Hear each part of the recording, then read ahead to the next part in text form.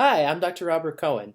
Today I'm going to talk to you about whether or not you should take the SAT or ACT if you're an international student. Now, if you're international, you may have only heard of the SAT. The ACT is not as well known outside the US, but you can submit it to colleges, to US colleges instead of the SAT. So you don't have to take the SAT. All colleges accept both equally. So it's really important that you look at both tests and figure out which test is going to be best for you. Let's talk about logistics first. It might be a little bit more difficult to take the ACT than the SAT. That's because the SAT has over 1,000 international testing centers. The ACT only has about 400. That said, if you live at least 75 miles away from a testing center, then you can contact the SAT or ACT and set up a test for yourself, and you can set that up with them directly. So you'll always be able to take the SAT and ACT. It's just that it might be a little bit easier logistically to take the SAT.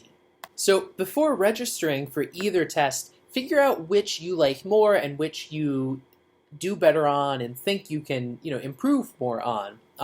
So you just want to take an official time practice test for each exam, and then see, again, which one you're doing better on, which one you like more, which you think you can improve on more. And I go into more detail about how to do that and common differences between the tests in one of my other videos. And you can find the link to that video and article if you check out the text version of this article on my blog, the SAT ACT blog.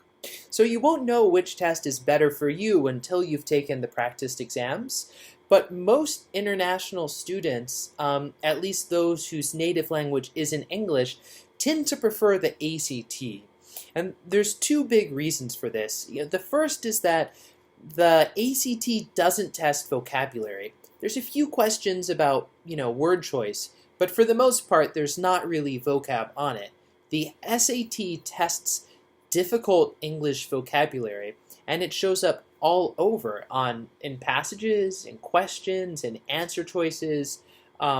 So you kind of need a higher level of English proficiency to perform as well on the SAT as you would otherwise do on the ACT. It's not just the vocab that makes English on the SAT more difficult.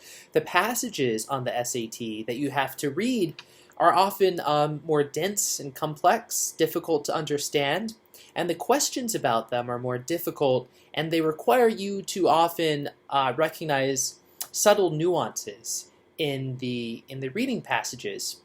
The ACT is a bit easier. It's more straightforward. The passages aren't often as difficult, and the questions, again, are more straightforward and don't ask about real subtleties and nuances in the passage. The second big reason international students often prefer the ACT is that it's just weighted more toward the quantitative than the SAT is. And a lot of overseas students tend to perform better on the quantitative testing than do American students.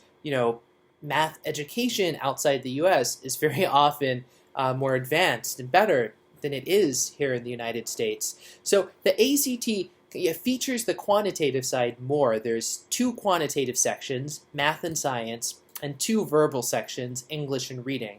On the SAT, there's 1 quantitative section, the math, and then 2 verbal sections, the reading and writing.